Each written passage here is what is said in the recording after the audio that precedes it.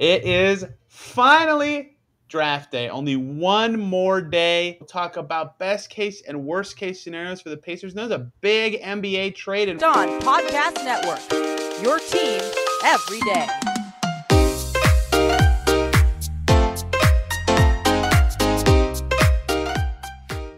Welcome in to another edition of the Locked On Pacers podcast, where we, of course, talk about the Indiana Pacers as always. My name's Tony East. I cover the team for Forbes and the Westside Community News, and today it is the final draft preview. It is draft day. It is here, one of the biggest days in terms of team building, not in terms of actual basketball, in terms of team building for the Pacers franchise ever, maybe, is here today. It's a huge day. It's a huge pick for the Pacers, one of the biggest drafts in decades. And today we're talking best case and worst case scenarios for the Pacers tonight, at least in our opinion, plus big trade in the NBA. Jerami Grant to Portland, some stuff to the Pistons. Don't really care about breaking down the trade. I do care about the Pistons picking fifth and making a big move because they pick one spot ahead of the Pacers. We'll cover it all today. And joining me to do that, a man who is on here all the time, apparently, Derek Kramer, formerly known as iPacers Blog, still known as iPacers Blog, I suppose. Derek, can you get enough draft content? Are you sick of draft content? Do you just want it to get done? Where do you stand on the draft preview stuff? I have been a heavy consumer of the draft content. I'll give you kudos. I've been consuming all the analysis that you've been doing. I think I speak for most of Pacers land, where I think you've done an awesome job. Caitlin and Mark over at Indy Cornrows, awesome job. Like you said, this is the biggest draft in like the last 3 decades for the Pacers, I would say fairly easily. And like the content creators, they've stepped up to the plate well. We appreciate you. I sometimes wonder, I've said that a lot, biggest draft in 3 decades. You know, the Davis for Bender trade, that's pretty big in terms of stuff like that, but they were good then, right? Yeah. They were a finals team the season after they did that trade. Like, they were still good. So no one viewed that as consequential, I would say, as this. Mm-hmm. So, you know, and Bender was 5th pick, right? So higher than the pick they have now. So I guess you could call that bigger, and like the PG drafts were, like, all the drafts in the Murphy Dunleavy era were important because they were crap for 4 years there. So there were other important ones, but this one being their own single-digit pick for the first time since the 80s makes it so important. It's all in their control. It's all right in front of them. They don't have to trade anything to do it. That's what makes it so big to me. So yes, I do feel complicit in a little bit of exaggeration in terms of phrasing, but you know, that sort of factor, I mean, I think that kind of details how big it is. Like the only time I think was Jonathan Bender that they've had someone in this position, and you know, it's just so rare. I think it's important that the Pacers nail it, and that's why we're talking best case and worst case scenarios. We'll do best case first. Everybody loves happy thoughts. Derek, give me your best case scenario for the Indiana Pacers on draft night tonight.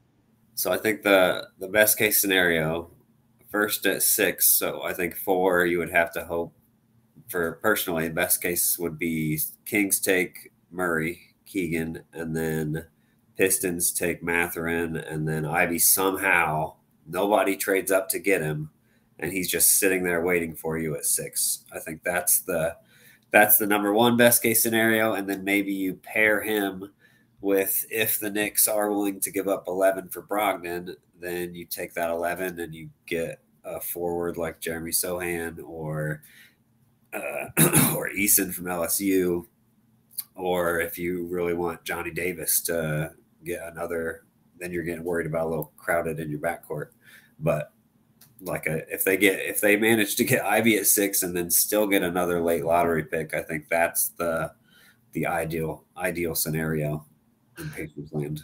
Let's take it a step further. 31 Goga and 58 for 22. You know, we'll just three.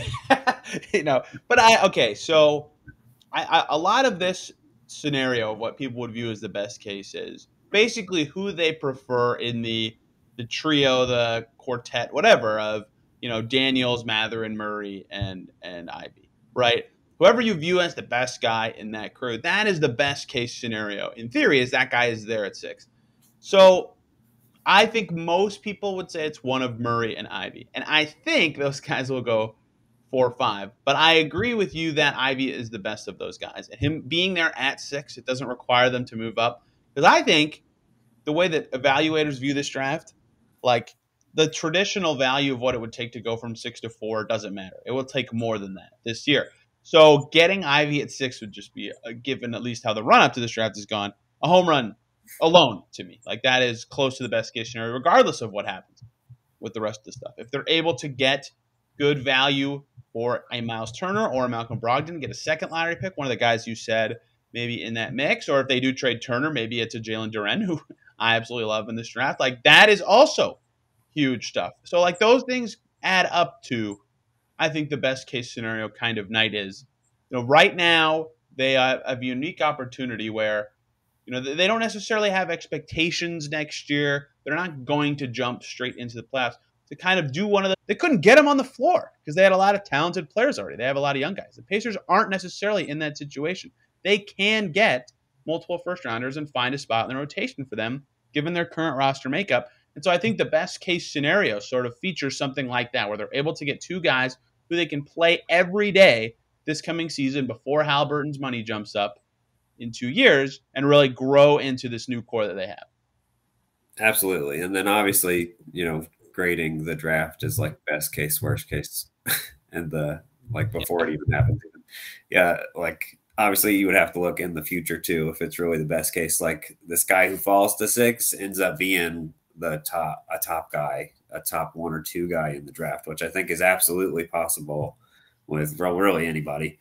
But like Ivy especially is mostly, I would say, consensusly considered at least in that top 4, and there's a few people that probably put Keegan above Ivy, but like if he falls, like that's a guy who could legitimately be one of the top guys in this draft. And I think, yeah, that's the hope.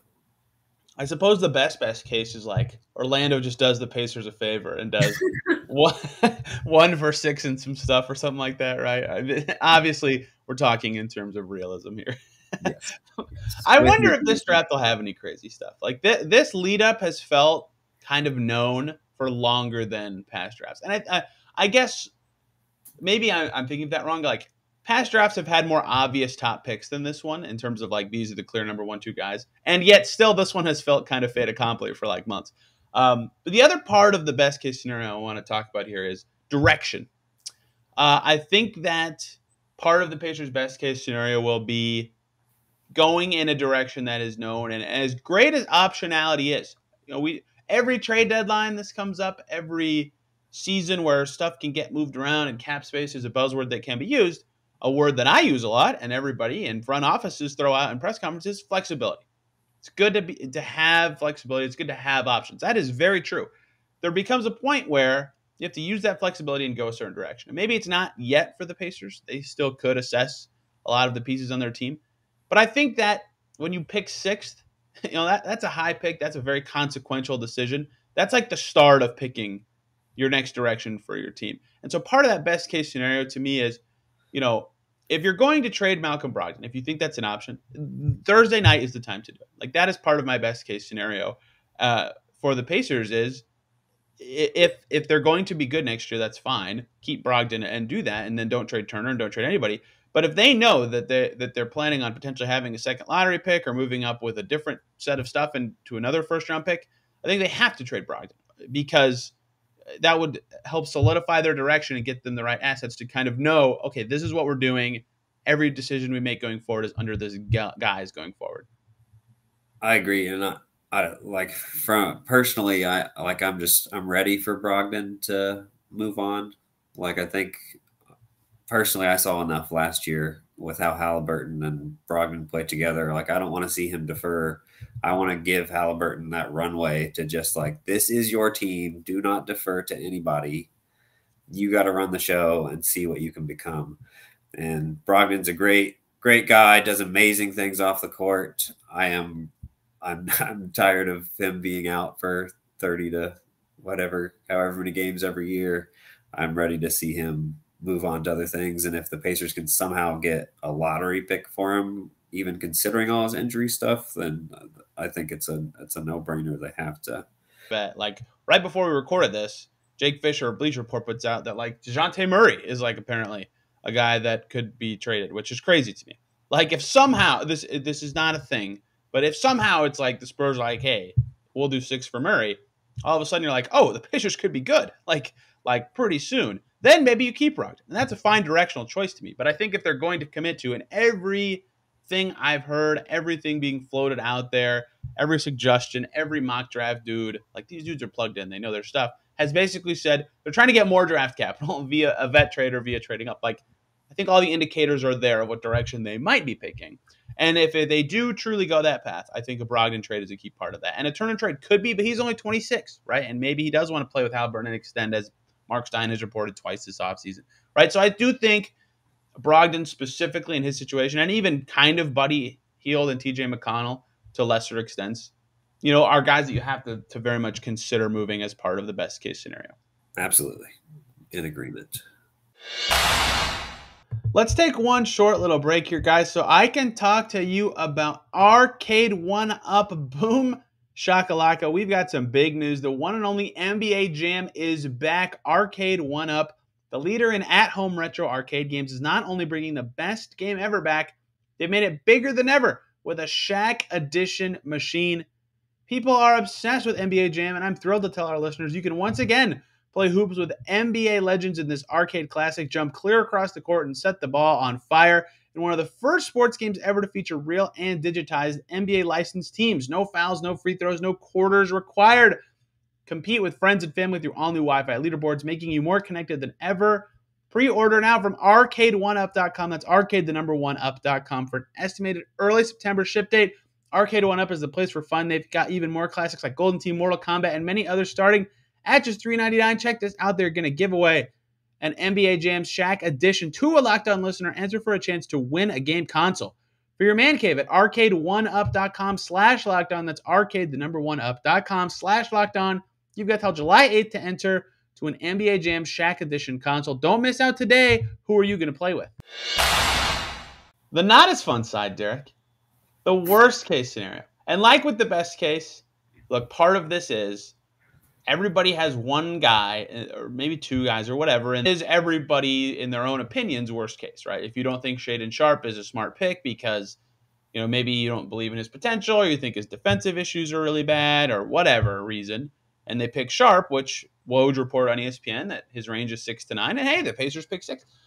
If you think that Sharpe's the worst player of that bunch, then that's the worst player of the bunch. If you don't think Dyson Daniels will ever be a good shooter, you think he's the worst player of the bunch, that's your worst case scenario. To me, I don't really know that there's a player that they could pick and I'd go, that was dumb. I mean, within reason.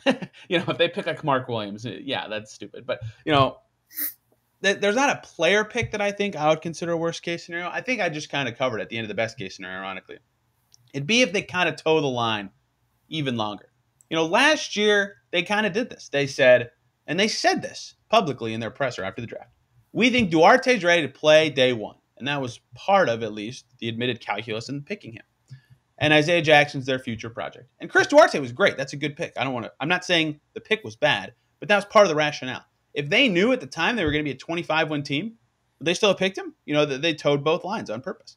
So a lot of teams went young. The Pelicans, for example, went old. They picked Trey Murphy and Herb Jones. Hey, look, they made the playoffs. The towing both sides of the line, if that means they, pick at 6 and then keep all their vets and then they're still kind of a hogwash team, that's the worst case scenario to me, is they're still kind of a lost at sea team without a perfect, obvious direction going forward.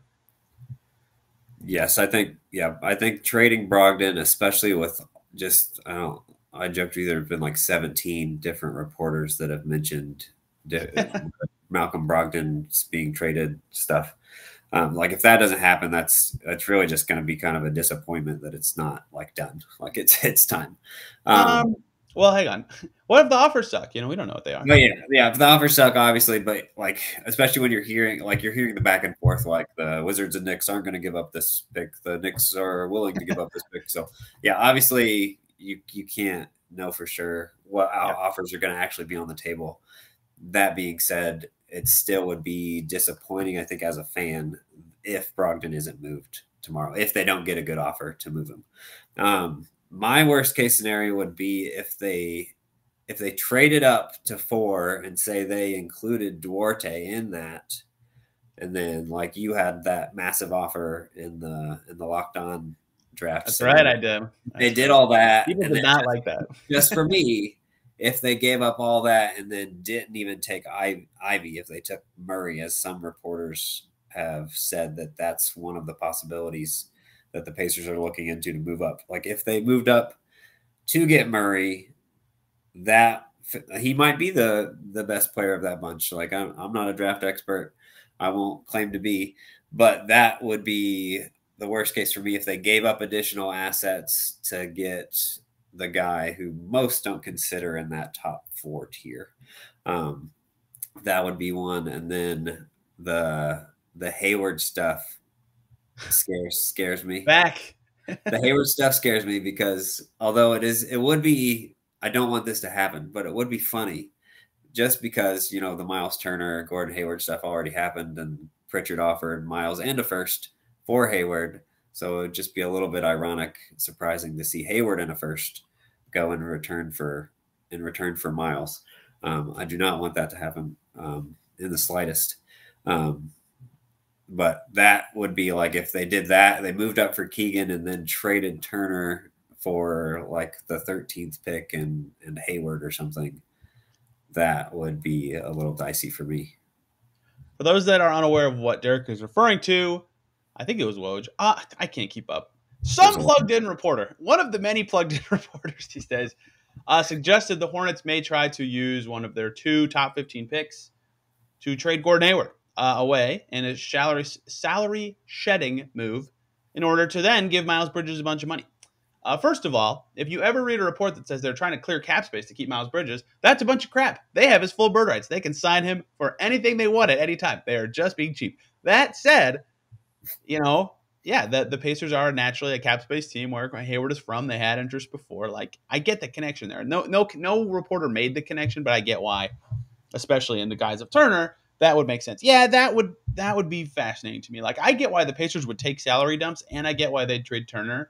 But the value has to be right, and like that kind of trade would make sense to me. And that even to talk about the direction again, you have an ex All-Star on your team now. Like, where are you going? What's the plan with this guy? What's the plan with your team if you do something like that? And I know the Pacers have a direction they would like to go. They're not just like flying by the seat of their pants, but we don't know that necessarily. And if they kind of toe the line on draft night, that would be concerning to me. And I agree with you. The thing about the trading up and then picking Murray kind of thought is like maybe they think he's better, and that's fine. That's a wait and see sort of career kind of thing. But then you're really betting he's better. You know what I mean? Like you gave up tangible stuff to be very for that guy. You have to be very right. So even if Murray is a little better than Jaden Ivey, you still lose that or whoever, Ben Mathurin, whoever goes 6, you still lose that exchange. You know what I mean? So yeah, that is definitely a potential worst case scenario for sure. Something I always would like to include: if you're a fan of the Pacers and they sell a 2nd round pick, you should throw a fit. You should absolutely throw a fit because they just sold an asset for the owner to make money. That is a slap in the face to fans. I would always consider that as someone who covers the team a worst case scenario for fans, although that is a very minor thing. Yeah, especially if it's 31 like that. Oh, they won't sell 31. There's no way. Yeah, but you see those high 30 picks. Like usually it's not like 31 or 32, but you see those like 37 through 40. Yeah, that's happening. The Warriors bought the Jordan Bell pick at 37. Right, yeah, everybody's up in arms. Yeah, Jordan Bell. How could they let that happen? Well, he's not good, but like getting a 5-year pro at 37 who helps you be the Warriors, like, yep, that's a good pick at 37, and they got him for cash. Yeah, pay $1 million or whatever it was for. What else is in your worst case night? I was just gonna ask you like a first in Hayward. I just want to discuss this a little bit. I don't just because it's an interesting thought. So when does that get interesting for the Pacers? Because with the Hornets have been rumored for Miles forever. Like if they had book night, does that become more intriguing? Yeah, definitely. 13 and 15. Does that come more intriguing? This is a hunch, no reporting here. PJ Washington's up for new money in a year, and they're already doing this trade under the guise of, oh crap, we're expensive Right. soon. Yep. So like it seems like they'd be willing to do that. That would in my seed be interesting. Obviously, I thought Book was good last year. I think I had him 11th in that draft. I had him ahead of Duarte. That was wrong, at least after 1 year. So yeah, they have stuff that's interesting. And when you think of that, what's funny is like this hasn't been concretely reported anywhere. But if you're the Hornets, maybe another sneaky reason you'd be willing to do this with the Pacers is now the Pacers aren't a team that can offer Bridges a big deal in restricted free agency, right? So they are doubly motivated by something like that. Yeah, that is a funny trade to me because running out salary cap space is the easiest way to get assets, like good assets, right? That aren't your own. So that the valuation line of Hayward or the valuation of your cap space is a very quick transition from wow, this sucks. This is a worst case kind of situation for the Pacers to wow, the best case scenario. They rented out their cap space and got a bunch of picks. The fine line and the fine print are very important there. Yeah. It would also it's hard for me to see Pritchard going for it with how which you don't know the direction, which way is the boat going to go if they get Hayward. But with all of the bad luck that they had with these injury bets of these guys who had injury history, it's really hard to them be confident, yeah, let's do this and we can make that work. You've been bit too many times. So that was just a thought for me. That's definitely more on my worst case scenario for sure than towards the best, even if they add some stuff to it. Just you're taking on Hayward and then you're giving up Miles who you think you can get stuff for on his own. That's a little dicey. I don't know if I'd add anything else here because, and this was true for the best case scenario too, but a lot of the decisions we've talked about are just the opposite, like the best case or the opposite thing happens.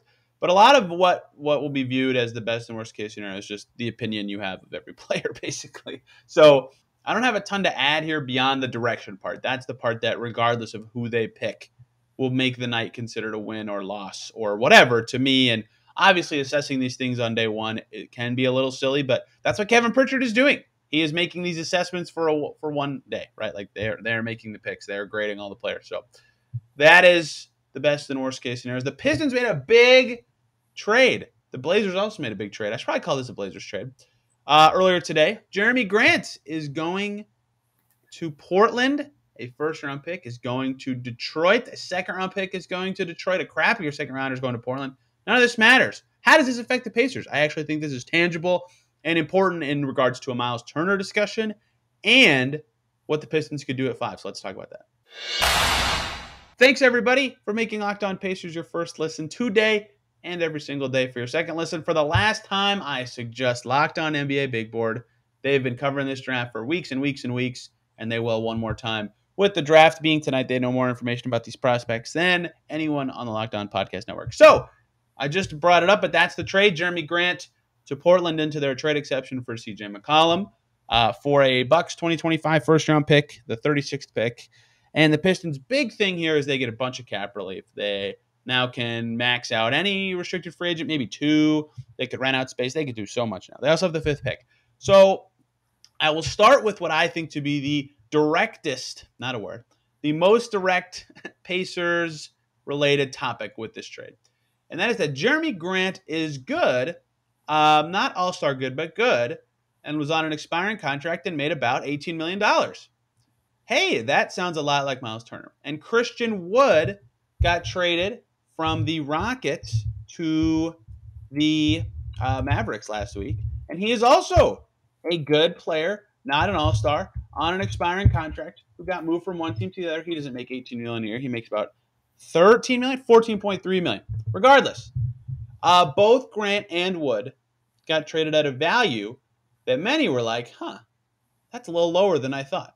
And so I don't necessarily know if Turner is viewed as a stronger asset or lower asset than those guys. And so I have 2 things I want to add contextually before I dive into what I want to say. 1, Christian Wood every team he's been on has not wanted to re-sign him, and he's been traded twice. There's a lot of off-court stuff with him that's relevant to his value. 2, the cap part of the Pistons' motivations is huge. Like, them having this much cap space this summer is enormous in this trade. It should not be overlooked. That said, I think that Miles Turner being an expiring contract at the draft is not necessarily the value that people make it out to be. And I would use caution in saying that he's worth the 13th pick after seeing these trades. I think he could be, but I think it's more likely that something in the 15 to 20 range makes more sense given some of these values we've seen before. Just don't be surprised, I would say, and tell me if you agree or disagree, if Miles Turner has slightly less value than has seemed to be perceived in recent weeks.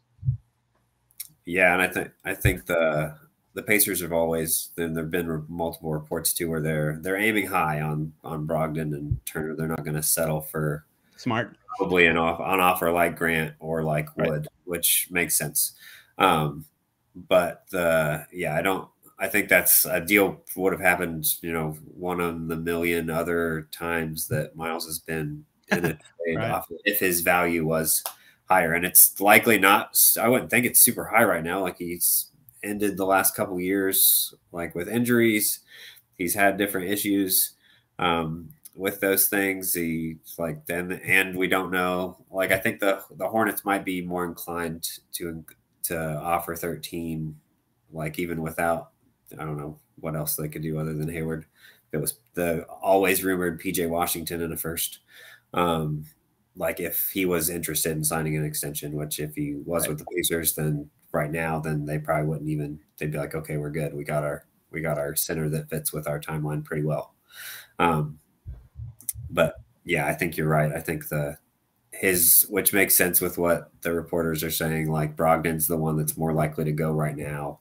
Turner, it seems like they're going to wait because they're not getting the offers that they like. So yeah, I think his value probably right now during the draft is not great.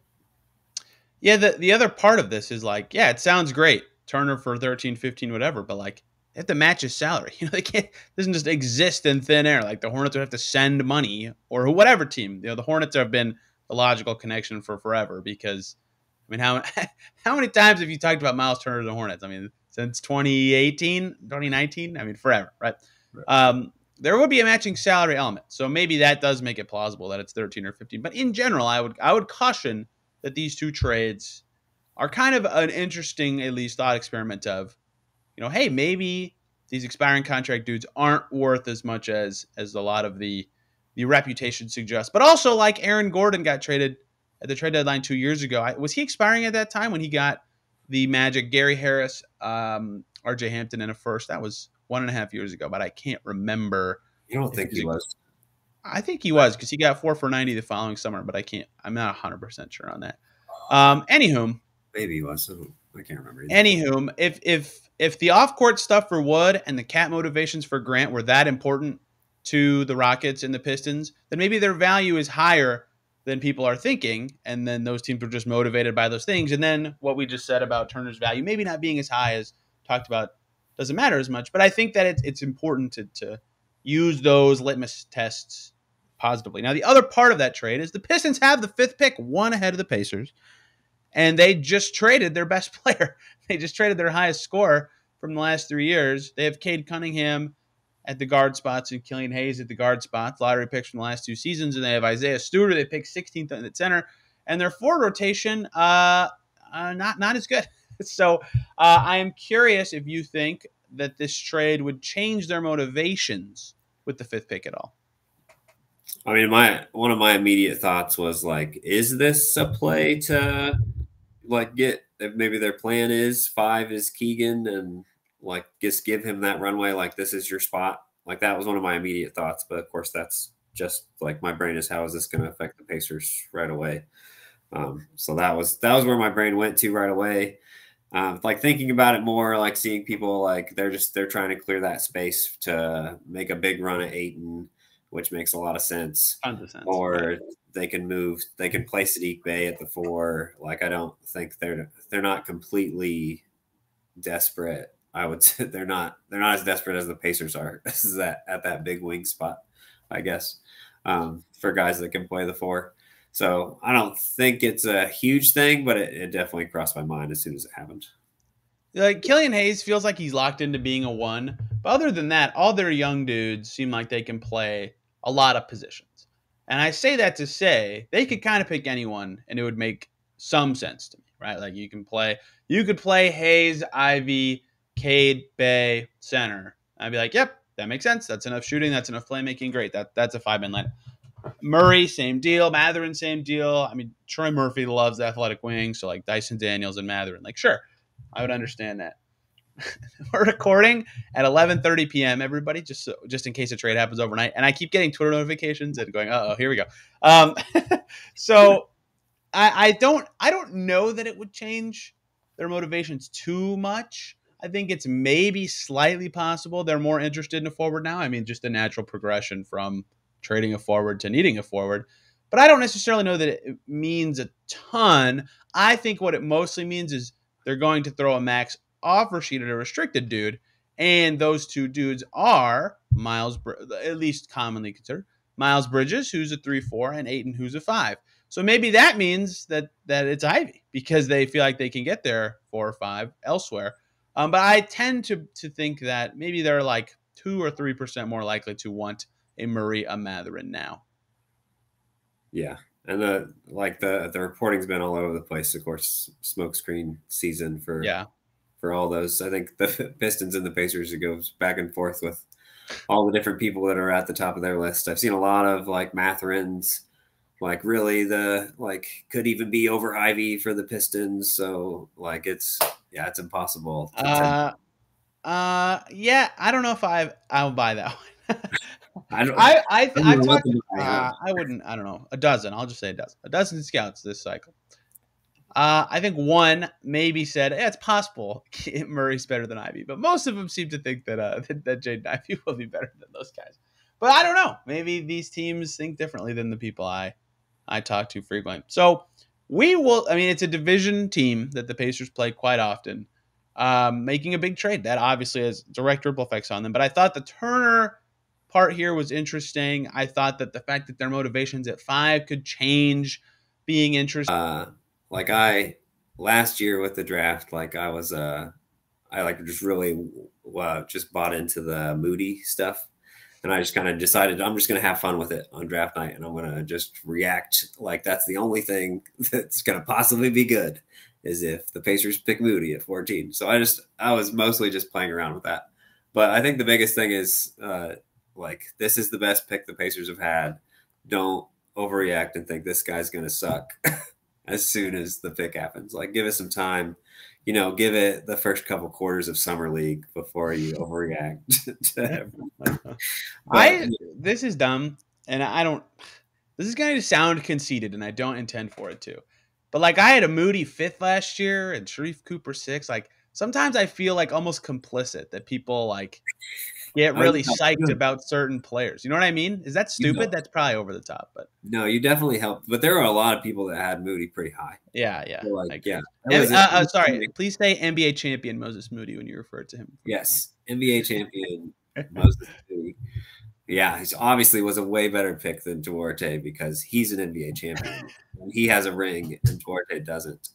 So, yeah. But yeah, that's the biggest thing. I think if they go the Shaedon Sharpe route, I think be patient. Like, this guy hasn't played in a year. Like, expect growing pains. Like, don't overreact if he looks bad at first because he's gonna need time just to like get into rhythm again. If they pick Sharpe, man, like that is a recalibrate what you think of the Pacers kind of pick to me. I don't think Shaedon Sharpe's a bad pick, to be fair. I haven't been in the tier with a lot of these guys.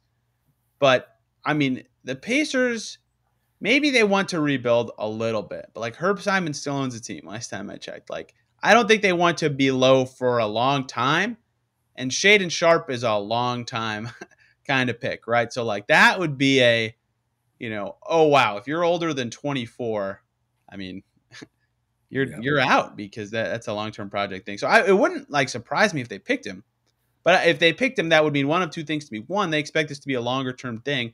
Or two, they think he can be pretty good right away, which would be very interesting from a tactical perspective. Yeah, I'm fascinated by Shaden Sharp.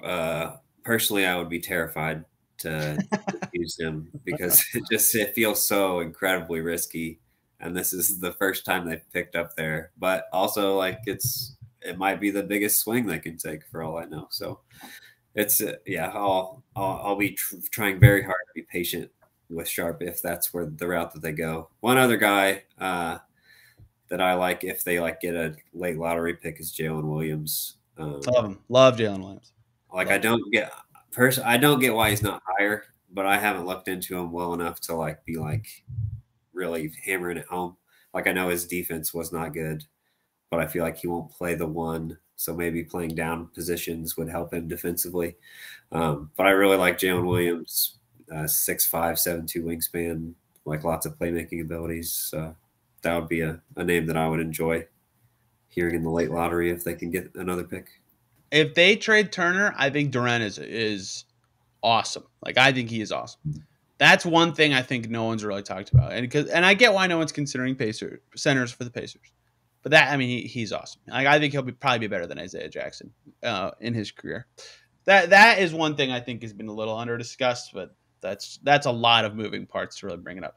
I don't know if I have any other stray thoughts that no one's really brought up. I think AJ Griffin's being slept on as a player. Not that really matters. I don't think he'll go 6, but I think he's going to be pretty damn good.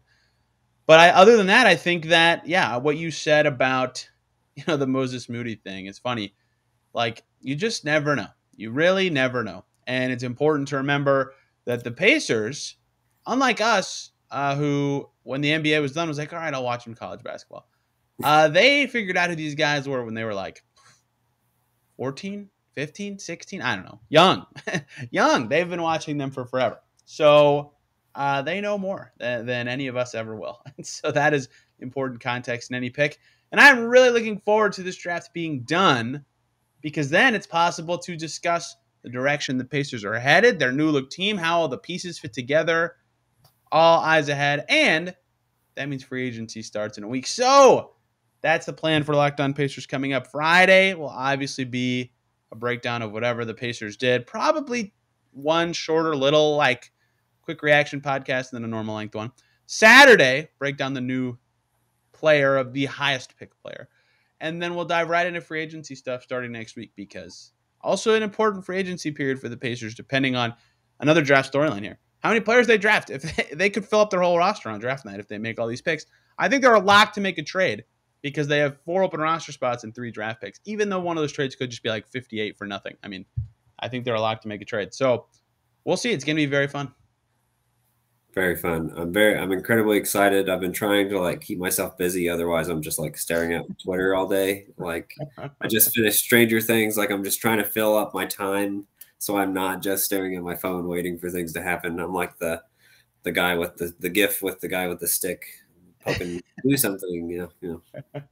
Yeah, I told myself I wouldn't start Stranger Things until both parts were out. So I've got 9 more days until I'm able to do it. I don't blame you. It was a good it was a nice ending knowing that like you're not going to have to wait too long before the next stuff comes out.